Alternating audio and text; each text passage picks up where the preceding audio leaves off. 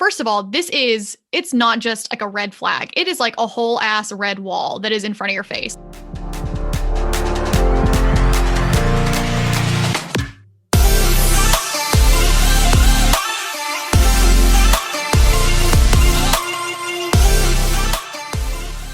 Happy Thursday, everybody, and welcome to the Imperfect Company podcast. I'm Arlena. And I'm Mariah.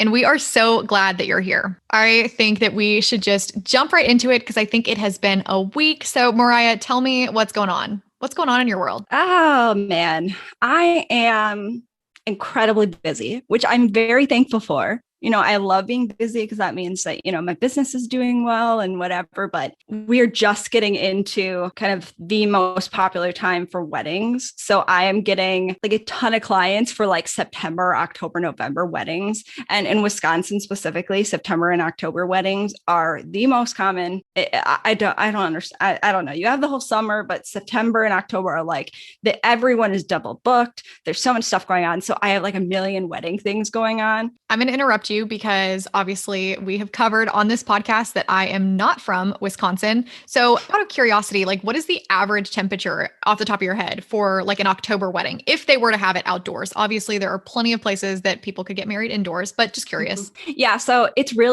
gets really beautiful, especially in October. Like my birthday is right in the middle of October. And usually it's like the perfect, like 75, beautiful, like slightly windy, like it's just, the colors are just starting to change. October is beautiful. There is definitely a reason why it's the most popular, but like, it's also beautiful in the spring too. So that's why it's like, you can get those same temperatures, but Wisconsin is like the seasons here are so weird. And it's like, you could go from 80 degrees one day back down to 30 degrees the next day. It is wild here. So really, even if you book your wedding for like a September or an October, it could still be 90 degrees. You never know. Sometimes we get no fall at all. That sounds absolutely beautiful and like the perfect weather, and especially the colors.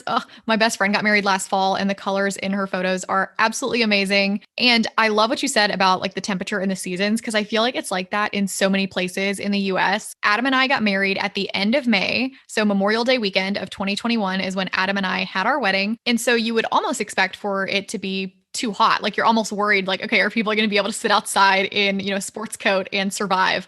But it ended up being like in the mid 50s and I was like freezing. So there are pictures of me like wrapped up in a blanket between our ceremony and our reception with some hot chocolate that Adam made me because I am such a little Southern wimp who just like cannot handle the cold. Oh yeah, this Memorial Day was super weird. It was like we went up north and it was so cold and it was a really strange memorial. Like there's sometimes when Memorial weekend is like 90 degrees and there's sometimes when it's, like it was, which was like up here, it was like 40 degrees. It was very cold. Like we were lucky for it to get past like 60 in the past noon. So it's just, weather is very weird.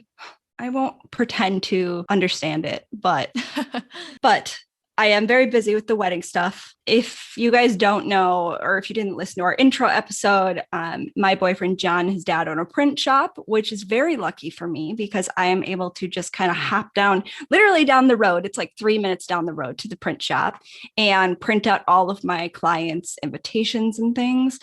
But even with that, there are issues that pop up. For some reason, every single client this year is just in a rush, complete rush. Like they aren't planning too far ahead. And then it ends up being such a rush to get it to them with enough time to get the invitations out to their guests. Oh man, it's very stressful. It's stressing me out pretty bad. And then, I get to the print shop and, it's not printing correctly and the colors aren't right. And I'm like, oh my God, is this how I die? I think this is how I die because I'm going to just crumble into a pile of dust right now. Yeah, that is such a tough spot to be in because it's like, I see it from both sides where as a vendor, you have to have communication and you have to have the time to be able to work with all of your clients and personalize things and package them up. And if you've never seen Mariah's packaging, you are missing out because it is top notch. I love getting gifts from her because she is the best at packaging pretty much anything. And it definitely shows in her business. But I also understand like with COVID brides where they just are so scared to be making the decisions and making it final, because it's like as soon as you finalize something, something changes. Yeah, COVID kind of screwed everyone up quite a bit. And yeah, that's exactly what's happening, but I'm seeing it throughout the entire industry. And things, it's like I totally understand that, like, you know, brides are afraid, or like couples are afraid to move forward with things.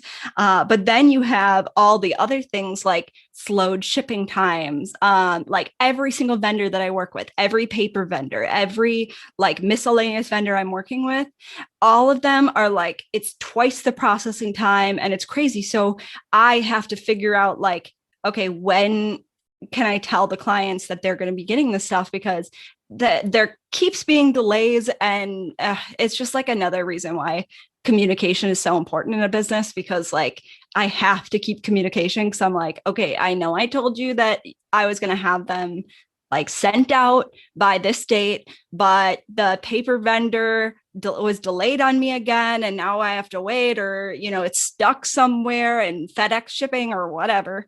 And then I have to just keep telling them like, okay, so here's the new date, here's the new date. And as painful as that is for me, it is so important, and it makes them feel better. And most of them are very understanding. Some of them have gotten angry at me, which I'm kind of like, I get it. It's stressful. I try not to get angry back.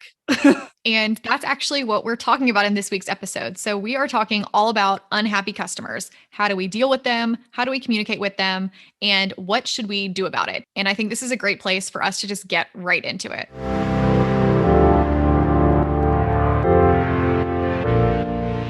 For today's episode, we're going to talk a little bit about how to handle unhappy customers. I've had a few experiences lately that kind of tie into this that made it a super relevant topic for us to discuss today. Whether you are a product-based business or a client-based business, no matter what, you probably in some capacity are going to get an unhappy customer, and how you handle that is very important, not only for your mental health, but also for maintaining those client relations that you so desperately want to keep. Basically, what we're going to talk about today is that things go wrong sometimes. It's totally normal. We're all humans. We talk about it all the time that you are your business. So obviously you are a human. So you have to be able to allow for these types of human mistakes. And we're just here to tell you that mistakes are okay. They really just help you learn in the long run. Mariah and I are going to discuss this topic kind of in two pieces. So in the first half of this episode, we're going to talk more related to product-based businesses. And in the second half of the episode, we're going to talk a little bit more about service-based businesses and businesses where you have clients that you work with directly. And regardless of what type of business you own or what specific type of customer you are dealing with that is unhappy, the number one piece of advice that we're going to share and that we're going to repeat over and over throughout this episode is also the hardest. And that's, you can't take it personally. And that is a really tough pill to swallow, but to handle it well and to properly maintain those client relationships,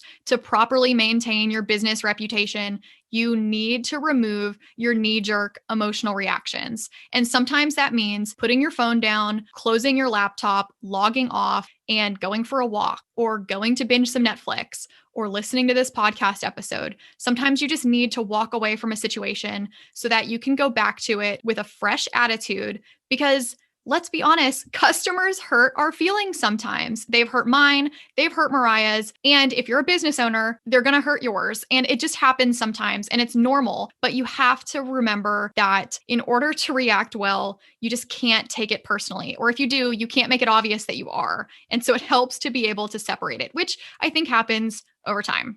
Yeah, I think like a great example of this is a lot of people will say that when you're getting reviews, especially, you skip over all of those positive reviews and focus so intently on that negative review that you forget about all the positive things that other people are saying. And you focus on this one person out of, 50 maybe that doesn't like something. And you focus on this one person that maybe doesn't like something as much. So it's really easy to focus on that person. But at the same time, you got to remember remember when you're dealing with them that you have 49 other customers that love your product. So this doesn't mean that you are a horrible business owner or that your product or your service sucks. Yeah, and I experience this a lot. Like, just to give an example that doesn't have to do with being a business owner, I experienced this all the time teaching college students and getting like the teaching evaluations at the end of the semester. And let's say I have 50 students in a class and 45 of them are great. I read it and I almost don't even think it's about me because I'm so shocked. Hello, imposter syndrome. But then you have that one evaluation from that one student. And like, to be fair, there's probably nothing that you could have done to change that student's mind. It's something that you harp on because that's just our first reaction as humans. And a quote that I love, because y'all know how I am about quotes, is when you think about like the phrase, like, I'm not everyone's cup of tea, like really think about that. Like, I am unlike most of the people in my life, like all of my good friends and my fiance, everybody drinks coffee. I don't drink coffee. I don't either. See, y'all? So the reason why I bring that quote up is because you're not going to be everybody's cup of tea, because maybe you're not a cup of tea. Maybe you're a cup of coffee. Maybe you're a shot of whiskey. Maybe you're a Sonic cherry limeade slushy like I'm drinking as we're recording this episode. You don't have to be everyone's cup of tea, and you're not going to be. And like we said at the beginning, mistakes happen. You're human, so just accept it. Now, to be completely honest, I have made a lot of mistakes when it comes to dealing with unhappy customers. I have had a few in the past 3 or 4 years of being in business. I mean, it's okay. I have learned from those mistakes in dealing with those customers, and now I am much better at it. I mean, I still get really emotional. I am naturally an extremely emotional person. I cry at like the drop of a hat. So I am what I consider an empath. So I really pull the emotions out of other people, and I am feeling exactly what they feel. So when I get like an angry message or email or whatever, it affects me so strongly. Like, it's almost hard to explain. But as I've gone through and made the mistakes that I have, I really have found a way to respond to customers in a way that doesn't involve my feelings, which is so hard. Like, gonna be honest, it's so hard. But I think the biggest thing that you can do to not drag those emotions into it is just to wait. That's the biggest thing. It's like your knee-jerk reactions are going to make the experience with your customer or client a lot worse than it could be. So if you just wait like 24 hours or whatever, that will help so much, because then you won't be bringing so much that emotion into it. You'll have time to just relax and really look at it and be, that customer service representative that you are in your business. You don't have those. Can't send them to a customer service rep that's happy all the time and just answers their questions and then sends them on their way. And again, we are always happy to admit our own imperfections, because that is what we are all about here at Imperfect Company Podcast. But like, personally, when I find myself in these situations, I can't wait 24 hours because I have a hard time sleeping if I have something on my mind. So for you, waiting 24 hours might be a great thing. It might really help you. But don't feel bad if like you find yourself itching like in 2 or 3 hours after you first read the email or see the review in wanting to respond. Because again, as long as you take the time to walk away, for me, a lot of times that looks like just shutting off my phone, putting on a YouTube video or a podcast, and like sitting on the couch with my dog, or maybe I'm packing orders, like just trying to distract myself temporarily so that I can go back to it again without that initial emotional reaction. So like, when we say 24 hours, take that as a loose guideline, because it could be 24 hours for you, or it could be an hour.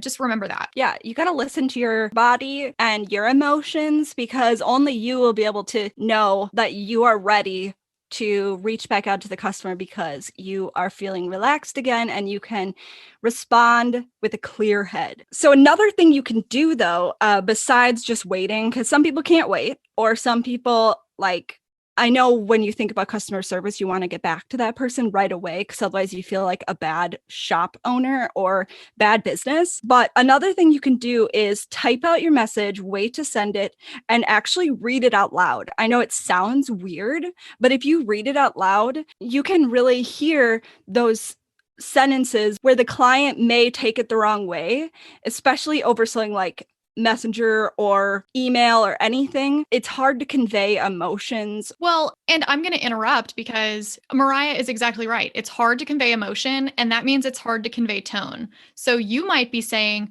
"Oh my gosh, I'm so sorry. I am so sorry that happened. Like I can't believe I let that happen." And the customer might be reading it as like, "Oh, I'm so sorry that happened." Like you don't know how they're reading it because remember how you read an email when you have an emotion or you have an assumption you're making. And this is why you shouldn't make assumptions, but it's also why rereading that email is so helpful. And I like to use like whether it's Word or a Google Doc or like the notes on my phone, like to go and type it out. I know this sounds so stupid saying it out loud, but I'll say it anyway because I'm willing to bet that one of you listening does the same thing I do, which is like I will type out an email whether it's good or bad. And then I will send it and I'll go to my sent folder and I'll reread it like just to see like what the other person would see, just to remind myself one more time. And so save it as a draft email potentially, like, right? Don't put a subject. So that way, if you were to send it, your email software will probably be like, this email does not have a subject. Are you sure you don't want to add one? Save it as a draft and then open it up so it really will look like an email to you and you can read it from a customer perspective. And this is also why having like a business bestie support network is so important because it is so helpful for Mariah or I to talk to each other or to talk to our significant others or to talk to our other friends about certain situations that they might have been through before because you're only one person and you're going to learn from your own mistakes. I promise it's even better when you get to also learn from other people's mistakes. So don't discount, especially in the beginning as you're getting used to these client and customer communications, the importance of speaking to others about what you'd like to say and asking for advice and mentoring. Yeah, it just makes me think of when I write like normal, happy emails, I go overboard on the whole exclamation point Oh or my smiley gosh. face things. Like I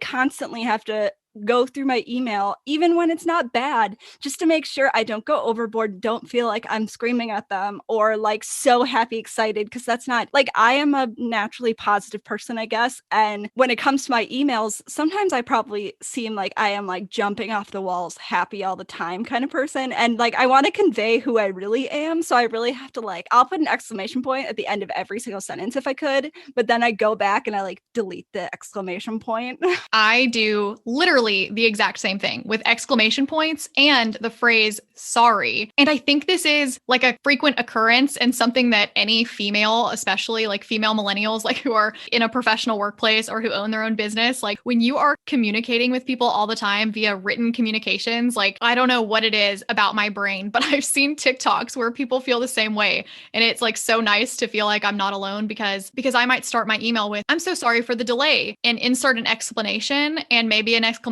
point here after like the apology. And then I get to the end of my email and I'm like, okay, it's not even that delayed. And I don't owe anybody an explanation in this situation. So let me take that out and let me take this exclamation point out. So that damn exclamation point really does make a difference. Mm-hmm. Yeah, no, it's like, I feel like we talk about this all the time that as women, we are apologizing for everything. And that comes across in email a lot. And I have found myself trying not to say sorry in emails anymore. If I really need to say sorry, then I will. But most of the time, I switch it. That same thing that you were just talking about, I'll switch it to thank you for your patience. I Yes. appreciate it. Exclamation point, smiley face. Yes, that's the exact phrase that I use. Like instead of sorry for the delay, I say thank you for your patience. We know that topic could be a whole episode in and of itself, but to get us back to what we're trying to talk about, one of the other big reminders is, be on your customer's side, and your goal with your communications to your customers is and always should be to find middle ground. When you have an unhappy customer, it's important to give them the opportunity to explain why.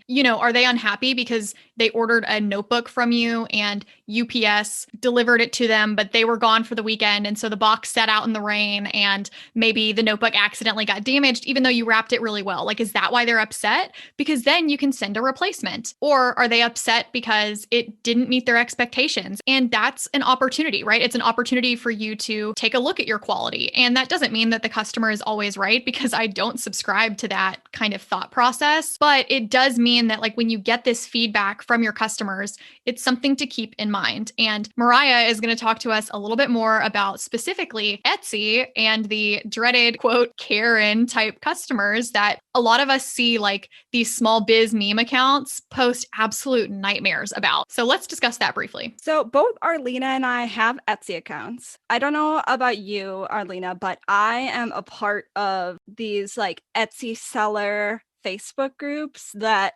people are constantly talking about their horrible customers. It's like horror stories. Yes, those Facebook groups are a huge reason that I didn't start my Etsy until so long into owning my business, because I read those horror stories and they felt like they were happening all the time. And I was like, oh my gosh, like on top of working full time, like I do not have time to deal with these horror stories. But I have had really such a great experience. And of course, I've had a few customers that have been unhappy, but I want to say from my experience personally, I was so scared by those stories. And if you're listening to this and that's how you're feeling, I promise you will have an unhappy customer. But if you play your cards right and you're using that feedback to do better, I'm crossing my fingers for you and feeling pretty confident in saying that that won't be your experience. Yeah, that hasn't really been my experience. I really haven't had that many bad customers on Etsy, which is great. I mean, I hope that that says something about my shop and my customer service, I guess. But really, it just depends on the type of customers that are buying from you. And you never know. And it could have nothing to do with you or your product or anything. It could just be like super unhappy people who just want to take out their unhappiness on you. But yeah, those Etsy groups really scare the hell out of you. Just like Arlena said, you cannot take that. You have to take it with a grain of salt, because a lot of those things and the reason why people are sharing those experiences is just to prepare you for that possibility. It doesn't mean that it's going to automatically happen to you, but as long as you're prepared for that and know what to do in that case, you'll be all set to go, and hopefully you won't have many issues when it comes to it. Here's another thing to consider. Before you were a business owner, how often did you actually leave reviews for products that you loved or even just liked? Because really, my experience is there are some restaurants that I love. Before I was a business owner, I didn't realize like the value that reviews really had. Like, of course, when we were traveling or wanting to find somewhere new, I was always looking at Yelp or like Facebook reviews for a restaurant just to be sure. And normally, because I'm weird and I'm picky, I want to see pictures of the food that's on the menu. And a lot of times the reviews are either 5-star or 1-star. I feel like it's a lot more rare to see reviews that are in the middle. And it's because when you get a product and you like it, you might not think about leaving a review for it. So think about those Facebook groups in the same way. Somebody's not going to this Facebook group and being like, I just got my 100th 5-star review. This is so exciting. They're going and saying, oh my gosh, I just got my first instance of this, or this is the second time this month. It can be scary, but what Mariah is saying about taking it with a grain of salt is exactly right. And I think personally, when I compare it to like restaurant reviews or whatever it is you're thinking about, it makes me feel so much better because again, I think that once I became a business owner, I started leaving a lot more reviews for the things I was purchasing because I knew the value and how hard the people behind the scenes were working for them. Yeah, I have been too. I've been really, really vigilant about leaving reviews. You know, I haven't done it for like restaurants and stuff. I think about it like every time I get something on Etsy, I always leave a review like right away, as long as I can like, you know, give a good review of like how I've used it so far. But I've been trying to do a better job of that, especially with the smaller businesses. I'm already thinking of like 3 restaurants that I should really go review. And I'm like, I'm going to write that down. Yeah, restaurants have been like my slowest thing. It's something I still need to get better about. Like, I think I just need to make a Yelp account and just make like an Excel spreadsheet and go through like my list of restaurants to review them, because I'm the same way. Like with products and on Etsy, I review them as soon as I get them, as long as I'm happy. And if for some reason I'm not happy, I shoot that business owner an email or a message directly so that we can talk about what might be wrong with the order and how they can fix the situation or what would make me feel better as a customer. Yeah. And then I end up giving them a 5-star review if they fix it and whatever. I would never leave a 2-star review then and say like, oh, but they sent me the wrong size. Then I had to return it, but they sent me one free of charge. Like, no, it would be a 5-star review and be like, great communication from the seller. Like, right. And that's why we can't emphasize enough that the way you communicate with customers matters. As a customer, that's what I appreciate. It has nothing to do with mistakes, because I'm going to get sent the wrong size or the wrong color or the package is going to get lost. Like shit just happens. I think I've always been a pretty forgiving person, but I feel like I have only gotten more forgiving now that I am a business owner, because there is crazy shit that happens that's just literally completely out of your control. And if you're a product-based business, the number one complaint that you're going to see on any business's website, on any business's review, if they do e-commerce, is going to have to do with postal service delays, lost packages, destroyed packages, etc. This is a really loaded conversation, and maybe we'll do an entire episode about it, but we do want to touch on this because it is so important to communicate this properly to your customers. With the coronavirus, there's been tons and tons and tons of delays. And especially since the beginning of the pandemic, we've been seeing just an increase in this kind of customer leaving reviews, being unhappy because I don't know if they're just like impatient or have no idea what's going on outside. They want their product, they want it as fast as Amazon, and they are not willing to wait, even though the post office needs a little extra time right now because there are just so many. Like, there's tons of new businesses that started up in the last year and a half that are solely e-commerce, shipping out product businesses because everyone's working from home. So now you have all these extra ones that are taking up that extra time too in the post office's schedule. Yeah, and not to mention the big stores, like the gigantic stores that aren't having people shop as much in person, so they have more packages going out. Before the holidays later this year, we're going to do an entire episode on prepping for the holidays as a business owner, but that is one of the biggest things when it comes to shipping. Like Mariah mentioned, with COVID, there have been a lot of unforeseen delays. The foreseen delay that always happens is around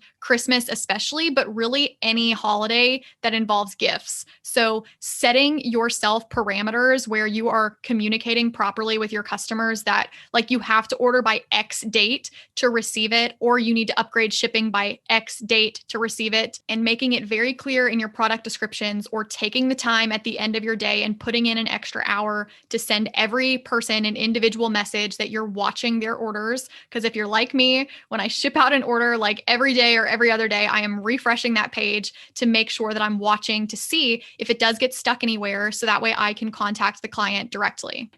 When I bought your stickers, when you came out with them, didn't they lose my first package and then you had to send another one? Yes, that's exactly what happened. And I can talk about that a little bit because it was a holiday weekend. It was Labor Day of 2020. And Mariah is the most supportive soul and placed an order after I had a sticker launch. And I completely forgot that Monday was a holiday. And so I put the mail out on Monday, and I just had this really weird feeling as the next few days went by because all of my packages that had gone out on that day were still in pre-transit. And again, at the time, we were experiencing the same type of delays where sometimes packages were saying pre-transit and then randomly they would get like scanned at the local post office and be like ready for delivery the next day. So I wanted to give it a few days before I panicked. But again, I just like did not have a good gut feeling. So I was checking with Mariah and checking the packages tracking. And I ended up having to contact each of those orders. I think there was like 6 or 7 orders that day. And again, it goes back to like not over explaining, but I just explained that there had been an issue with that day's orders. And for some reason, none of them have been scanned past pre-transit, but that I was that day shipping out new orders with new tracking. And I emailed them all of the updated information at no cost to them, obviously. And I still don't really know what happened. So for all I know, I put them out. I shouldn't have done that. And maybe somebody picked them up or swiped them out of the mailbox for whatever reason. Who knows? Or maybe the post office picked them up the next day, and for whatever reason, that batch of packages are lost. And those situations are really frustrating, but it's important to remember how freaking hard our post office workers are working. Like, they are working so much overtime. They are doing their best. 99% of them are just busting their ass. So don't let the 1% sway your view. And if you do have problems, make sure to contact your local post office and communicate those issues so that they can get with those employees and make sure that they can resolve them. All right, now that we've talked a little bit about the product side, we're going to focus a little bit on the client or service-based side, which is where I have a few more examples that have happened to me specifically because of the clients that I work with in invitation design and branding. So just to start us off with like an example of one of the situations I had, I believe this was at the beginning of 2020, but I had a stationery client that I printed their wedding invitations for, and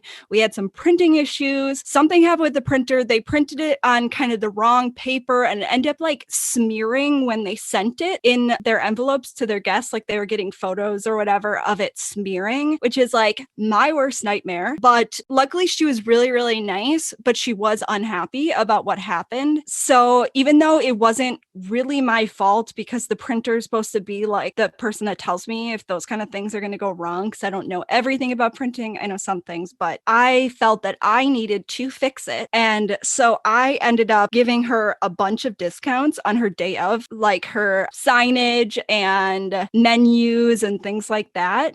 I gave her a big discount just because I felt so bad, but it was really important to me to fix that relationship with her because I really loved working with them and I thought it was really a fun project and I loved their invitation suite. It was gorgeous. So it was important for me to fix that. I am so, so happy that we're talking about this example of yours because something that is incredibly frustrating because it's not your fault is when your vendors let you down. And when you're not printing things yourself and you're using a print shop, whether that's for invites or maybe you order t-shirts to be manufactured somewhere, whatever it is that you're ordering, when you're using vendors, yes, it might not be your fault. But remember that the client didn't place an order with that vendor. You did. And so your responsibility as the business owner is to fix things with your client. And then you, on your own, as the customer of the vendor, can contact them to remedy the situation between you and them. So I really, really love this example because it's one of the kind of gray areas where you're like, oh, this isn't my fault, but it is because it's representing me and I need to fix it. And so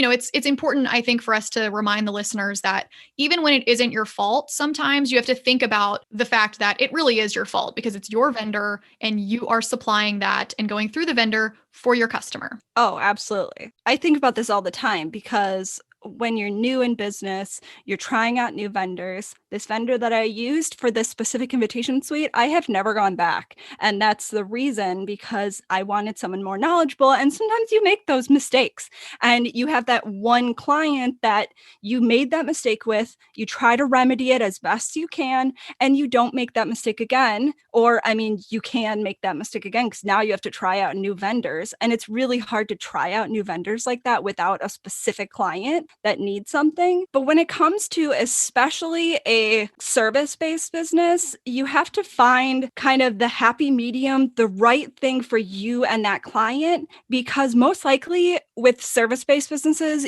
they're spending a lot more money, or for example, this invitation client I had spent a good amount of money on her invitations. Like she had a piece that was foil, she had wax sealed, she had a bunch of stuff.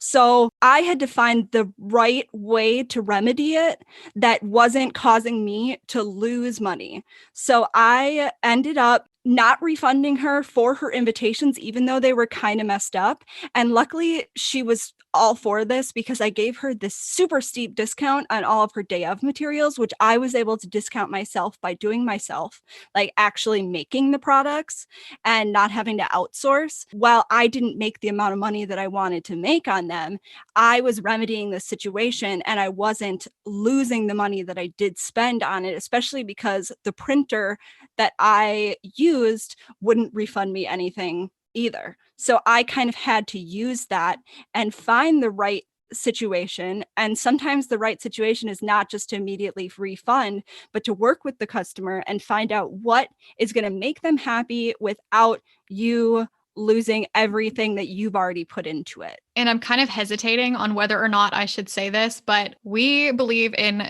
truth and authenticity here. So I'm going to say it anyway. And hopefully you guys understand where I'm coming from. But in my opinion, there is a balance in offering refunds, period. Because if you find yourself giving a lot of refunds, first of all, it's not just like a red flag. It is like a whole ass red wall that is in front of your face. Like you need to really sit down and think about why you are refunding customers. Is it because there was a crazy postal delay in your area and you're just doing your best? Or is it because a customer is unhappy and you have just told yourself that instead of putting in more hours to give them something else to make them happy, that refunding them is the best option? Because I'm going to tell you right now, refunds are often a good option, but they're not always the best option. And if you become a quick to refund business, I think that word spreads. And somebody can be like, oh, well, yeah, I had a problem with my order and she refunded it. Like she didn't refund yours. Like you have to remember that whether you're a local business or an online business, that your customers sometimes still connect, whether it's in the comments or through a Facebook group or whatever it is. And you need to make sure that a refund is justified. And obviously, right now, we're talking about service based businesses. And the way that you do that is by reviewing the policies and contract that your client originally signed. So, I don't know, Mariah, talk to us about like your personal experience and like what you kind of include in your contracts or policies that you found to be helpful when you have had to deal with unhappy clients, which again is not very often. All right, before I start talking about policies and contracts, I'm going to give a quick disclaimer. I am not a lawyer. Neither of us are lawyers. We use lawyers if we need them. Any of what I'm about to say is not legal advice. And if you need legal advice, please contact a lawyer, especially for contracts and stuff. Lawyers know what they're talking about. If you really want to be completely secure in your contracts, go to a lawyer. They are expensive, but they're also well worth the money. They have put years into this, and legal things are really complicated. And that's why there are legal professionals. And not to mention, it's a great way for your small business to support another small business. So look for a local attorney in your area to contact about any legal questions. Nothing we say in this podcast should ever be taken as legal advice. I use Dipsato for all my contracts. And my contracts are kind of always evolving based on situations that either I've been in or a friend has been in or someone I've seen has had an issue with a customer that I never thought of. I am constantly changing them. So if I happen to run into that issue, which I mean, it's probably not like it's going to happen, or at least not going to happen right now, but I'm covered if it does. I use Dipsato for like a ton of things and I love it, but I'm not going to get into it because I could literally talk forever about it. But if you are interested in hearing more or hearing an entire episode about how we use Dipsato or those client management software programs in our business, jump over to our Instagram, leave us a comment on our most recent post, and tell us if that's something that you would like to see. Yeah. And let us know if you have any specific questions, because then if we do an episode, we can make sure to address them, because having a software like Dipsato is so amazing and so helpful. So like Mariah said, we could talk about it forever. Mm-hmm. Also, not an ad. Yeah, not a sponsor yet. Yeah, not a sponsor. Yeah, yet. But we use it. We love it. So yes, okay. But when it comes to the contracts, Dipsato is what I use to put together contracts, send them over to the client, and have them sign it. But when it comes to things that could possibly help when it comes to disputes, I always have like a little piece in my cancellation section of like, if they want to cancel, if I want to cancel, that whatever work has been done so far, whatever I've purchased, the time that I've spent, I have a little thing in there that says that I'm covered, which is usually paid by a initial down payment anyways. I usually don't do any work or buy anything until I have the money already, but that also pulls in possible refunds, because if I've done the work and I have spent my own money to do these things and now they're asking for a refund, I already have it in my contract that says I don't have to refund because I have spent the money, I've done the work, and they owe me for that time. The other thing that I just want to like hop in real quick and say just a quick sentence is that contracts are really a beautiful thing. And it doesn't just protect you as a business owner. Like if you're a business owner and you're contracting with a photographer or a vendor or a lawyer or whoever it is that you are signing a contract with, it protects you. And that is what is so important to remember. Like, don't just go through somebody's contract and like click initial and sign at the bottom. Like, you really should be going through these contracts and making sure that you understand and that you're protected in the way that you want. Because like Mariah said, in the cancellation example she gave, it protects her if her client wants to cancel, but it also protects her client if she needs to cancel for some reason. And remember that shit happens in people's lives. And if an emergency happens, obviously most clients are going to be extremely understanding. But if a client's on a time-sensitive project, including that type of clause in a contract, make sure that you're both protected. It's not just about you as a business owner. It's also about protecting your client. So an example that I literally just went through that pertains directly to my cancellation clause in my contract is I just recently had a branding client who was not super happy with my preliminary designs. I think they wanted something different. That's fine. I totally understand that, like, sometimes what I create is not going to be perfect for everyone. It's just like Arlene said at the beginning of the episode, it's not everyone's cup of tea. And I am usually very understanding and I don't take that too personally because like I do have a specific design style and not everyone is going to love it, and that's okay. But with this particular client, they weren't happy at all. They said some things that I probably won't talk about because it did make me feel bad about myself and about my business. I am over it now though, because I am worthy. But throughout the process, you know, they were unwilling to work with me. I was totally willing to keep working, see if I can find the right logo and branding for them. But, you know, they said that they don't want to move forward and that they would like a refund. I kind of met them in the middle because I knew that they weren't happy. But because of that cancellation contract, I am technically owed for the work that I have already put in. So I technically didn't have to refund anything, but I did end up refunding half of what they already paid me just because I didn't want, really, it's because I don't want like a bad review.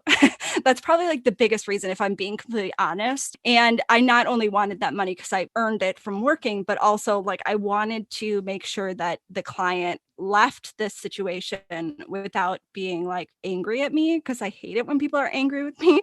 I had to kind of stand up for myself and my business and the work that I've already completed. And luckily, this client was nice enough to be like, yeah, that's totally fine. Half of what I paid, if you could refund that, that would be great. And our contract ended. That's it. It's all like I've moved on, she's moved on. I've never been in that situation before, but I'm so glad that I had that contract and I was able to reference exact parts of it to send to them in order to justify not giving a full refund. This is probably a stupid phrase to use in this scenario, but I'm going to say it anyway because, again, we're all about being truthful. As a human in general, and especially as like an empathetic business owner, you can feel out the vibe. And I'm just going to use the phrase vibe. Like you can feel the vibe of a situation. You can feel the vibe that you have with a customer. Yeah. It is very important, whether it's a service or a product, to know when to refund and to walk away because you cannot please everyone. And again, it's so different depending on the situation, depending on the investment, depending on your contract, depending on your policies, and depending on the situation. Because when you react, your goal should be to react with fairness,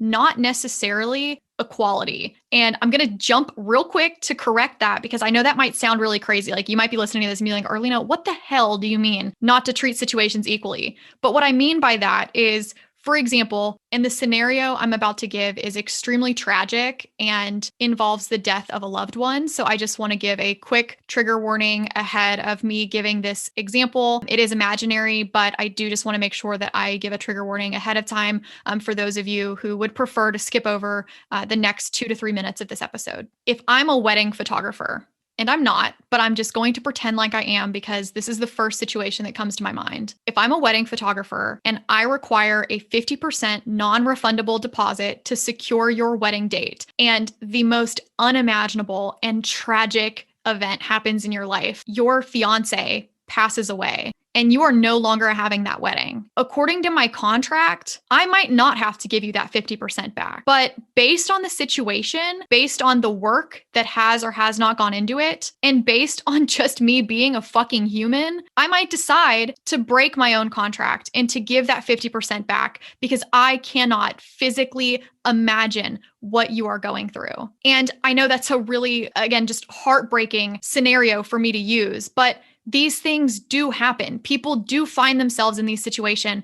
And that's why contracts and lawyers and policies exist, to protect you and to protect your client. But also remember that you're both human and feel the vibe of the situation. Is somebody canceling for no reason? Have you done a lot of work and already shipped a product and spent hundreds or thousands of dollars?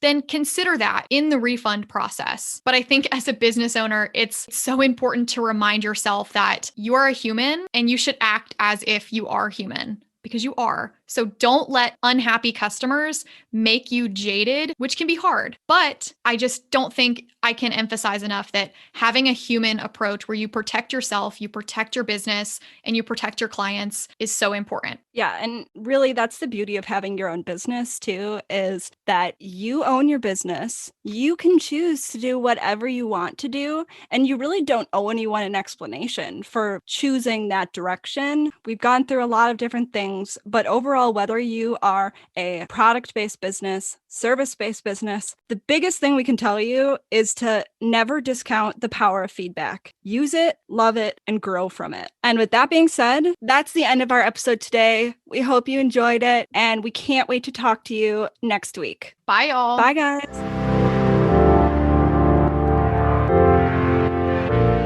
Thank you for listening to the Imperfect Company podcast. If you liked today's episode, please rate, review, and subscribe wherever you listen. You can find today's show notes and all other information about today's episode on imperfectcompanypodcast.com/episode 3. You can find us at Imperfect Company on Instagram and at Imperfect Company Podcast on Facebook. You can check out Arlena at Bossy Brushstrokes. You can check out me, Mariah, at MJ Creative Co. Our theme song is Clocks by Brasco. We will be back with a brand new episode next Thursday. See you then.